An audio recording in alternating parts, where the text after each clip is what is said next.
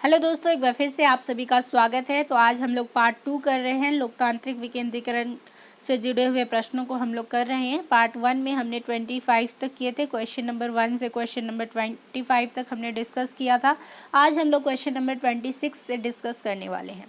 Question number 26 आपके सामने है। भारतीय संविधान के किस भाग में पंचायतों का वर्णन है? भाग 8, भाग 9, भाग 10 या फिर भाग 11? तो किस भाग में पंचायतों का वर्णन मिलता है हमें? भाग 9 में। हमारे संविधान के भाग 9 में 3 सोपानों में पंचायतें बनाने की परिकल्पना की गई है। भाग 9 के अनुच्छेद 243 ख के अनुसार प्रत्येक राज्य में ग्राम, मध्यवर्ती और जिला स्तर पर पंचायतों के गठन का प्रावधान है। क्वेश्चन नंबर 27, किस अनुच्छेद के अंतर्गत पंचायतों को संवैधानिक दर्जा प्रदान किया गया है? 243, 12, अनुच्छेद 356 या अनुच्छेद 360? तो किस अनुच्छेद के अंतर्गत पंचायतों को संवैधानिक दर्जा प्रदान किया गया है? तो राइट आंसर है अनुच्छेद 243। भाग 9 के अंतर्गत अनुच्छेद 243 से अनुच्छेद 243 अण के तहत पंचायत से संबंधित प्रावधान उल्लेखित है। 73वें संविधान संशोधन अधिनियम 1992 के द्वारा संविधान के भाग 9 के तहत पंचायतों को संवैधानिक दर्जा प्रदान किया गया है। क्वेश्चन नंबर 28, पंचायत व्यवस्था का सर्वाधिक महत्वपूर्ण अंग है? उच्च न्यायालय, संघीय सरकार, सर्वोच्च न्यायालय या फिर ग्राम सभा? तो पंचायत व्यवस्था का सर्वाधिक महत्वपूर्ण अंग इनमें से कौन सा है? तो राइट आंसर है इसके लिए ऑप्शन नंबर डी, ग्राम सभा। 73वें संविधान संशोधन अधिनियम पंचायती राज के ग्राम सभा का प्रावधान करता है। पंचायत व्यवस्था का यह सर्वाधिक महत्वपूर्ण अंग है। ग्राम सभा में गांव स्तर पर गठित पंचायत क्षेत्र में निर्वाचक सूची में पंजीकृत व्यक्ति होते हैं, अतः यह पंचायत क्षेत्र में पंजीकृत मतदाताओं की ग्राम स्तरीय सभा है। क्वेश्चन नंबर 29, पंचायत के चुनाव कराने हेतु निर्णय किसके द्वारा लिए जाते हैं? केंद्र सरकार द्वारा, राज्य सरकार द्वारा, चुनाव आयोग द्वारा या फिर जिला न्यायाधीश द्वारा? तो पंचायत के चुनाव कराने हेतु निर्णय किसके द्वारा लिए जाते हैं? तो राइट आंसर है इसके लिए ऑप्शन नंबर बी, राज्य सरकार द्वारा। पंचायतों को संविधान की 7वीं अनुसूची में राज्य सूची की प्रविष्टि 5 का विषय माना गया है। इस प्रकार पंचायती राज राज्य सरकार का विषय है। इसके गठन तथा चुनाव कराने का अधिकार राज्यों के पास है। क्वेश्चन नंबर 30, पंचायती राज संस्थाओं के चुनाव एवं मतदाता सूचियों की तैयारी करवाने का कार्य कौन करता है? राज्य चुनाव आयोग, जिला परिषद, केंद्रीय चुनाव आयोग, पंचायत समिति? तो राइट आंसर क्या है? ऑप्शन नंबर ए, राज्य चुनाव आयोग। अनुच्छेद 243 ट के अनुसार पंचायतों के लिए कराए जाने वाले सभी निर्वाचनों के लिए निर्वाचक नामावली तैयार कराने और उन सभी निर्वाचनों के संचालन का अधीक्षण, निर्देशन और नियंत्रण एक राज्य निर्वाचन आयोग में निहित होगा, जिसमें एक राज्य निर्वाचन आयुक्त होगा जो राज्यपाल द्वारा नियुक्त किया जाएगा। क्वेश्चन नंबर 31, भारतीय संविधान की 11वीं अनुसूची का संबंध है? दल बदल संबंधी प्रावधान से, भारतीय भाषाओं से, पंचायती राज से, संघ सूची, राज्य सूची एवं समवर्ती सूची से? तो भारतीय संविधान की 11वीं अनुसूची का संबंध किससे है? तो राइट आंसर है इसके लिए ऑप्शन नंबर सी, पंचायती राज से। भारतीय संविधान की 11वीं अनुसूची का संबंध पंचायती राज से है। 11वीं अनुसूची में कुल 29 विषयों का उल्लेख किया गया है, जिन पर पंचायतों को विधि बनाने की शक्ति प्रदान की गई है। पंचायती राज राज्य सूची का विषय है। क्वेश्चन नंबर 32, भारतीय संविधान की 11वीं अनुसूची में उल्लेखित ग्रामीण स्थानीय निकायों के निर्दिष्ट विषयों की संख्या कितनी है? 15, 29, 19, 20? Right answer option number B, 29। Question number 33, भारतीय संविधान का 11वां परिशिष्ट संबंधित है पंचायत से, अनुसूचित जनजातियों से, भारत के राज्यों के नाम से, उपयुक्त में से कोई भी नहीं। तो 11वां परिशिष्ट किससे संबंधित है? पंचायत से। क्वेश्चन नंबर 34, नीचे से योजना बनाना हिस्सा है? दबाव समूह के स्तर पर उपभोक्ताओं की पसंद का, तृणमूल लोकतंत्र का, उच्च स्तर पर उपभोक्ताओं की पसंद का, या इनमें से कोई नहीं? तो नीचे से योजना बनाना तृणमूल लोकतंत्र का हिस्सा है। तृणमूल लोकतंत्र यानी ग्रास रूट डेमोक्रेसी अर्थात जमीनी स्तर पर लोकतंत्र का संबंध लोकतंत्र के विकेंद्रीकरण से है। इस लोकतांत्रिक विकेंद्रीकरण को ही पंचायती राज कहा जाता है। इसका उद्देश्य जन भागीदारी को बढ़ाकर विकास को निचले स्तर पर ले जाना है। क्वेश्चन नंबर 35, स्थानीय स्वशासन किस शासन व्यवस्था का आधार है? लोकतंत्र, राजतंत्र, अधिनायक तंत्र या इनमें से कोई नहीं। तो स्थानीय स्वशासन किस शासन व्यवस्था का आधार है? तो राइट आंसर है इसके लिए ऑप्शन नंबर ए, लोकतंत्र। स्थानीय स्वशासन लोकतंत्र का आधार है। लोकतंत्रात्मक सरकार का समूचा प्राधिकार जनता में निहित होता है और ये जनता के लिए तथा जनता द्वारा स्थापित की जाती है। इसमें जनता द्वारा निर्वाचित प्रतिनिधि अपने प्रशासकीय कार्यों के लिए जनता के प्रति ही उत्तरदायी होते हैं। पंचायती राज व्यवस्था का त्रिस्तरीय स्थानीय स्वशासन लोकतंत्र का आधार है। क्वेश्चन नंबर 36, नगर निगम का औपचारिक प्रमुख कौन होता है? नामित सभापति, नामित आयुक्त, चुना हुआ मेयर, चुना हुआ आयुक्त। तो नगर निगम का औपचारिक प्रमुख कौन होता है? Right answer option number C, चुना हुआ मेयर। क्वेश्चन नंबर 37 पर जाने से पहले इसकी व्याख्या को पढ़ लेते हैं। नगर निगम का औपचारिक प्रमुख चुना हुआ मेयर होता है। नगर का मेयर नगर का प्रथम नागरिक होता है। वह नगर निगम का पदेन सदस्य होता है तथा कार्यकारिणी समिति का पदेन सभापति भी होता है, परंतु वह कार्यपालिका मशीनरी पर पूर्ण नियंत्रण नहीं करता है। नगर पालिका एक प्रशासनिक इकाई होती है जिसमें स्पष्ट रूप से परिभाषित क्षेत्र होता है। इसकी जनसंख्या भी अंकित होती है। एक नगर निगम में प्राय एक महापौर प्रशासनिक अधिकारी होता है व इसके ऊपर नगर परिषद या नगर पालिका परिषद का नियंत्रण होता है। प्राय नगर पालिका अध्यक्ष ही प्रशासनिक अध्यक्ष होता है। एक नगर पालिका 20,000 या उससे अधिक लोगों को मिलाकर बनती है, लेकिन अगर यह 5 लाख से अधिक जनसंख्या वाली हो जाती है तो यह निगम बन जाता है। क्वेश्चन नंबर 37, निम्नलिखित में से किस पर कर लगाने के लिए नगर निगम को अधिकार नहीं होता है? संपत्ति, वाहन, बिक्री या फिर मनोरंजन। तो इनमें से किस पर नगर निगम को कर लगाने का अधिकार नहीं है? तो राइट आंसर है बिक्री। नगर निगम की आय के स्रोत हैं जल कर, गृह कर, बाजार कर, मनोरंजन कर, वाहन कर तथा राज्य सरकार द्वारा अनुदान। बिक्री कर राज्य सूची का विषय नहीं है। बिक्री कर राज्य द्वारा लगाया तथा वसूला जाता है। क्वेश्चन नंबर 38, निम्नलिखित में से कौन सा निकाय निगम की शक्ति को व्यवहार में लाने में समर्थ नहीं है? आम परिषद, विकास अधिकारी, नगर पालिका आयुक्त, स्थायी समिति। Right answer option number B, विकास अधिकारी।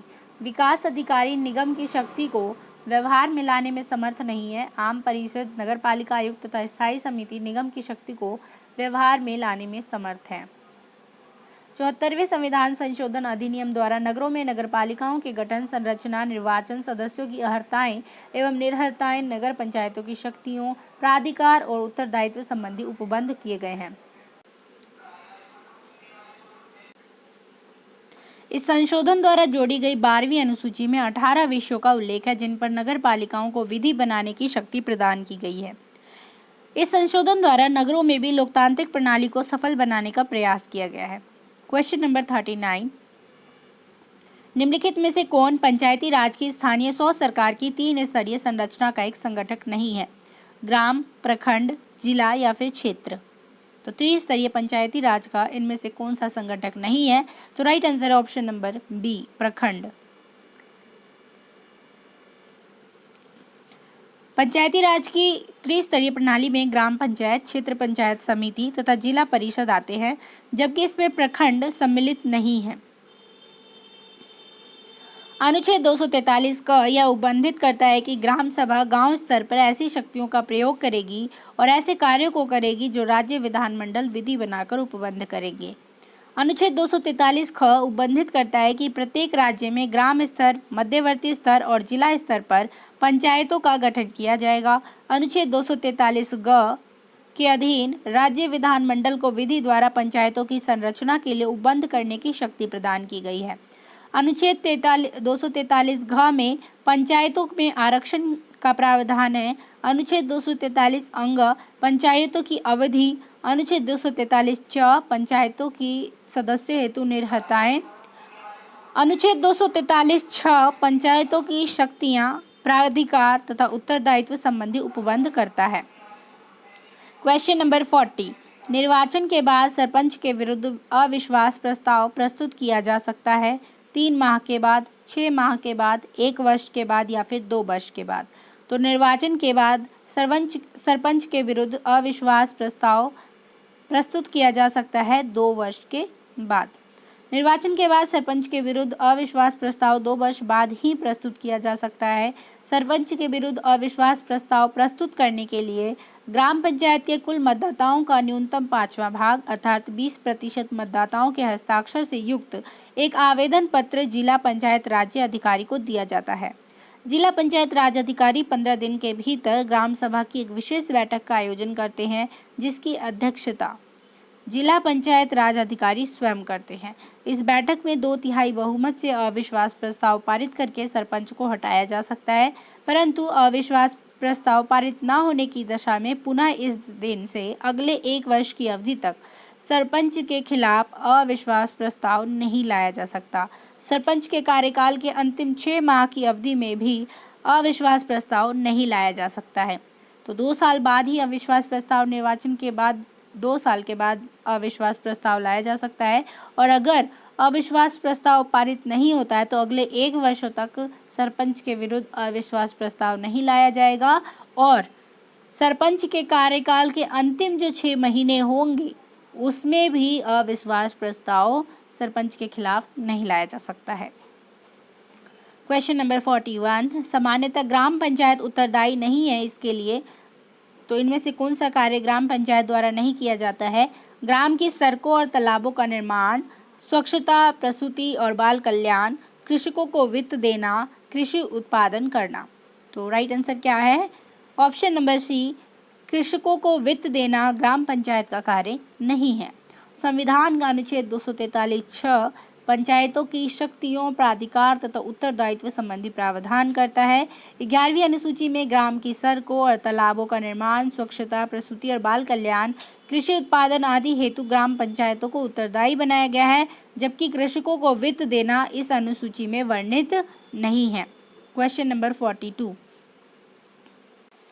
क्वेश्चन नंबर 42, ग्राम पंचायत अपने सभी कार्यों के लिए सरपंच के प्रति उत्तरदायी है, ग्राम सभा के प्रति उत्तरदायी है, क्षेत्र समिति के प्रति उत्तरदायी है या जिला अधिकारी के प्रति उत्तरदायी है? तो ग्राम पंचायत अपने सभी कार्यों के लिए ग्राम सभा के प्रति उत्तरदायी है।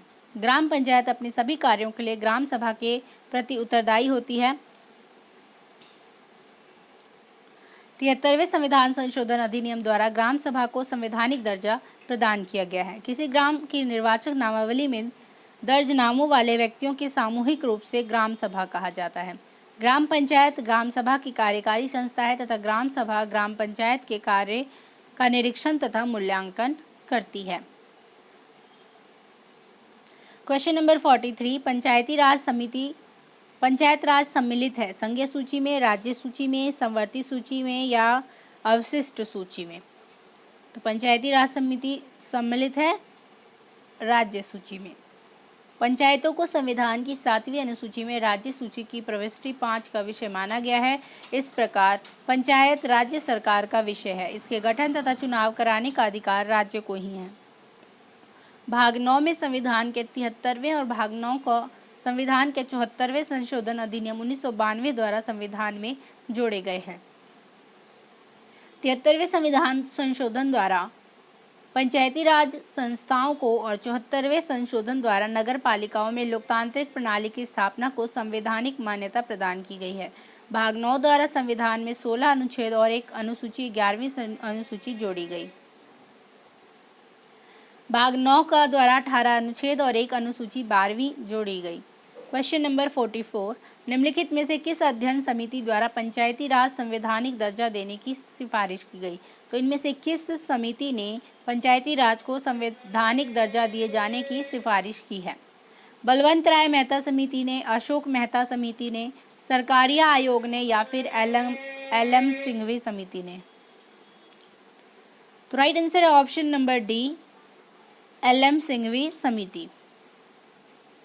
पंचायती राज को संवैधानिक स्थिति प्रदान करने की संस्तुति एल.एम. सिंघवी समिति 1986 द्वारा दी गई है। साथ ही सिंघवी समिति ने पंचायती चुनावों को गैर दलीय आधार पर कराने की भी अनुशंसा की थी। क्वेश्चन नंबर 45, भारत में पंचायती राज व्यवस्था को द्विस्तरीय बनाने का सुझाव किसने दिया था? के संथानम समिति ने, बलवंत राय मेहता समिति ने, अशोक मेहता समिति ने, संविधान प्रारूप समिति ने। तो किसने द्विस्तरीय बनाने का सुझाव दिया था? तो राइट आंसर है अशोक मेहता समिति। वर्ष 1977 में गठित अशोक मेहता समिति ने अगस्त 1978 में अपनी रिपोर्ट प्रस्तुत की थी, जिसमें पंचायती राज के लिए त्रिस्तरीय प्रतिमान के स्थान पर द्विस्तरीय प्रतिमान की संस्तुति की थी। इसमें जनपद स्तर पर जिला परिषद तथा 15,000 से 20,000 तक जनसंख्या पर मंडल पंचायत के गठन का सुझाव दिया था। क्वेश्चन नंबर 46, मुख्य लेखा अधिकारी इनमें से किसके आय व्यय की जांच नहीं करते? राज्य सरकार की, केंद्रीय सरकार की, नगर निगम की, सरकारी उद्योग की। तो मुख्य लेखा अधिकारी इनमें से किसके आय व्यय की जांच नहीं करते हैं? तो राइट आंसर है ऑप्शन नंबर सी, नगर निगम। अनुच्छेद 149 के अनुसार मुख्य लेखा अधिकारी यानी नियंत्रक महालेखा परीक्षक के दो प्रमुख कर्तव्य हैं। अकाउंटेंट के रूप में वह भारत की संचित निधि से निकाली जाने वाली सभी रकमों पर नियंत्रण रखता है। ऑडिटर के रूप में वह संघ और राज्यों के सभी खर्चों की लेखा परीक्षा करता है। इसमें सरकारी उपक्रमों के आय व्यय की लेखा परीक्षा भी सम्मिलित है। संविधान के अनुच्छेद 148 से 151 तक में भारत के नियंत्रक महालेखा परीक्षक संबंधी प्रावधान है। अनुच्छेद 148 के अनुसार भारत का एक नियंत्रक महालेखा परीक्षक होगा, जिसको राष्ट्रपति अपने हस्ताक्षर और मुद्रा सहित अधिपत्र द्वारा नियुक्त करेगा। इसे इसके पद से केवल उसी रीति से हटाया जा सकता है और उन्हीं आधारों पर हटाया जा सकता है जिस रीति और जिन आधारों पर उच्चतम न्यायालय के न्यायाधीश को हटाया जाता है। अनुच्छेद 151(1) के अनुसार संघ लेखा समिति नियंत्रक महालेखा परीक्षक का प्रतिवेदन राष्ट्रपति के समक्ष रखा जाएगा, जो उसे संसद के समक्ष पेश करवाएगा। क्वेश्चन, अनुच्छेद 151(2) के अनुसार किसी राज्य के लेखा से संबंधित महालेखा परीक्षक के प्रतिवेदनों को राज्यपाल के समक्ष रखा जाएगा, जो उनको राज्य विधानमंडल के समक्ष रखवाएगा। क्वेश्चन नंबर 47, भारतीय संविधान की 12वीं अनुसूची में उल्लिखित नगरीय निकायों के निर्दिष्ट विषयों की संख्या कितनी है? 18, 15, 19 या फिर 20?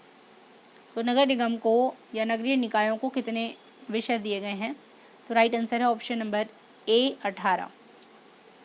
भारतीय संविधान की 12वीं अनुसूची अनुच्छेद 243(ब) में उल्लिखित नगरीय निकायों के निर्दिष्ट विषयों की संख्या 18 है। क्वेश्चन नंबर 48, संविधान के किस अनुच्छेद के अंतर्गत ग्राम पंचायतों के गठन का प्रावधान है? अनुच्छेद 39, 40, 41 या फिर 42? तो राइट आंसर है अनुच्छेद 40। संविधान का अनुच्छेद 40 ग्राम पंचायतों के गठन का प्रावधान करता है। इस अनुच्छेद के अनुसार राज्य ग्राम पंचायतों का संगठन करने के लिए कदम उठाएगा, उनको ऐसी शक्तियां और प्राधिकार प्रदान करेगा जो उन्हें स्वायत्त शासन की इकाइयों के रूप में कार्य करने योग्य बनाने के लिए आवश्यक हो। अनुच्छेद 39 राज्य द्वारा अनुसरणीय कुछ नीति तत्व संबंधी प्रावधान करता है। अनुच्छेद 41 कुछ दशाओं में काम, शिक्षा और लोक सहायता पाने का अधिकार संबंधी प्रावधान करता है। अनुच्छेद 42 काम की न्याय संगत और मानवोचित दशाओं का तथा प्रसूति सहायता का उपबंध करता है। क्वेश्चन नंबर 49, ग्राम पंचायत अपने सभी कार्यों के लिए सरपंच के प्रति उत्तरदायी है, ग्राम सभा के प्रति उत्तरदायी है, क्षेत्र समिति के प्रति उत्तरदायी है या फिर जिला अधिकारी के प्रति उत्तरदायी है? तो right answer option number B, ग्राम सभा के प्रति ग्राम पंचायत अपने सभी कार्यों के लिए ग्राम सभा के प्रति उत्तरदायी है। ग्राम पंचायत अपने सभी कार्यों के लिए ग्राम सभा के प्रति उत्तरदायी होती है। 73वें संविधान संशोधन अधिनियम द्वारा ग्राम सभा को संवैधानिक दर्जा दिया गया है। किसी ग्राम की निर्वाचक नामावली में दर्ज नामों वाले व्यक्तियों के सामूहिक रूप से ग्राम सभा कहा जाता है। ग्राम पंचायत ग्राम सभा की कार्यकारी संस्था है तथा ग्राम सभा ग्राम पंचायत के कार्य का निरीक्षण तथा मूल्यांकन करती है। क्वेश्चन नंबर 50, भारत में स्वतंत्रता प्राप्ति के पश्चात पहला वित्त निगम था? जीवन बीमा निगम, इंडियन एयरलाइंस कॉर्पोरेशन, पुनर्वास वित्त निगम, इंडिया इंटरनेशनल। तो पहला वित्त निगम कौन सा था स्वतंत्रता प्राप्ति के बाद? तो right answer option number C, पुनर्वास वित्त निगम। भारत में स्वतंत्रता प्राप्ति के पश्चात स्थापित पहला निगम पुनर्वास एवं वित्त निगम था। इसकी स्थापना वर्ष 1948 में हुई थी। इसके अतिरिक्त विकल्पों में दिए गए जीवन बीमा निगम की स्थापना वर्ष 1956 में, इंडियन एयरलाइंस कॉरपोरेशन की स्थापना 1953 में और इंडिया इंटरनेशनल की स्थापना भी 1953 में हुई थी। क्वेश्चन नंबर 51, सामान्यतः ग्राम पंचायत उत्तरदायी नहीं है इसके लिए। ग्राम की सड़कों और तालाबों का निर्माण, स्वच्छता, प्रसूति और बाल कल्याण, कृषकों को वित्त देना, कृषि उत्पादन। ये क्वेश्चन पहले भी आया है, तो इसका राइट आंसर है कृषकों को वित्त देना ग्राम पंचायत का कार्य नहीं है। क्वेश्चन नंबर 52, बलवंत राय मेहता समिति ने प्रजातांत्रिक विकेंद्रीकरण स्कीम कब प्रस्तुत की? 1955, 1956, 1957, 1959। Right answer option number C 1957। सूची 1 को सूची 2 से मिलान करना है। ये क्वेश्चन पहले आया हुआ है, तो मिलान करिए।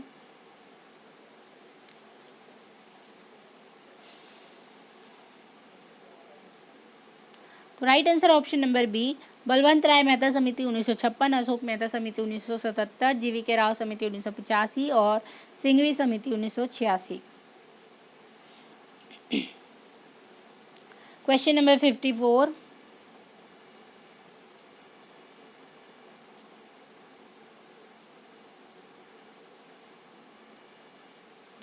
भारत में सबसे पहले पंचायती राज व्यवस्था किस राज्य में लागू हुई है? राजस्थान, पंजाब, उत्तर प्रदेश, बिहार। तो right answer option number A Rajasthan. Bharat में त्रिस्तरीय पंचायती राज व्यवस्था की स्थापना की सिफारिश बलवंत राय मेहता समिति 1957 ने की थी। समिति की सिफारिशों के आधार पर ही राजस्थान की विधानसभा ने 2 सितंबर 1959 को पंचायती राज अधिनियम पारित किया। इस अधिनियम के प्रावधानों के अनुसार पंडित जवाहरलाल नेहरू ने 2 अक्टूबर 1959 को राजस्थान के नागौर जिले में पंचायती राज का उद्घाटन किया। आंध्र प्रदेश पंचायती राज प्रणाली लागू करने वाला देश का दूसरा राज्य है। क्वेश्चन नंबर 55, पंचायत समिति के सदस्यों को खंड विकास अधिकारी मनोनीत करते हैं, जिला पंचायत के अध्यक्ष मनोनीत करते हैं, जनता प्रत्यक्ष रूप से निर्वाचित करती है या ग्राम पंचायत के सदस्य अप्रत्यक्ष रूप से निर्वाचित करते हैं? तो राइट आंसर है ऑप्शन नंबर सी, जनता प्रत्यक्ष रूप से पंचायत समिति के सदस्यों को निर्वाचित करती है।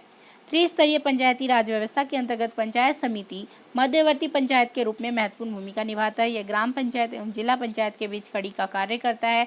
लगभग 5000 की आबादी पर निर्धारित प्रत्येक प्रादेशिक निर्वाचन क्षेत्र से पंचायत समिति के लिए एक प्रतिनिधि पंचायत समिति सदस्य के रूप में मतदाताओं द्वारा प्रत्यक्ष रूप से चुना जाता है।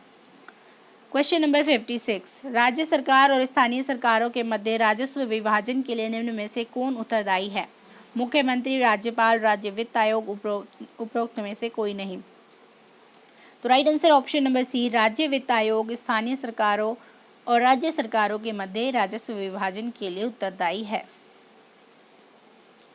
राज्य वित्त आयोग देश के विभिन्न राज्यों में भारत के संविधान में निर्धारित अनुच्छेद 243 आई के दिशा निर्देशों के अनुसार स्थापित किए गए हैं। राज्य वित्त आयोग राज्य की विभिन्न पंचायती राज संस्थाओं और नगर निकायों की आर्थिक स्थिति की समीक्षा करने के लिए राज्य की संचित निधि से राज्य के विभिन्न पंचायती राज संस्थाओं और नगर निकायों को धन आवंटन, वित्तीय मुद्दों के संबंध में राज्य और केंद्र सरकारों के बीच एक मध्यस्थ के रूप में कार्य एवं राज्य सरकार द्वारा कर, फीस, टोल के रूप में दी गई निधि को राज्य के विभिन्न नगर निकायों तथा पंचायती राज संस्थाओं के बीच वितरित करने के लिए किया गया है। तो हमने लोकतांत्रिक विकेंद्रीकरण से जुड़े हुए प्रश्नों को किया। नेक्स्ट सेशन में हम लोग भारतीय राजनीति, जाति एवं संप्रदाय से जुड़े हुए प्रश्नों को करेंगे। तो आई होप आपको ये सेशन पसंद आया होगा। आने वाले एग्जाम में आपको ये हेल्प बहुत मदद करेंगे, तो ज़रूर इनको देखिए। घटना चक्र के प्लेलिस्ट को जाकर देखिए, उसमें के सारे वीडियोस को देखिए, आपको हेल्प मिलेगी आगे के एग्जाम्स में। तो मिलते हैं एक नेक्स्ट वीडियो में, तब तक के लिए धन्यवाद। Thanks for watching.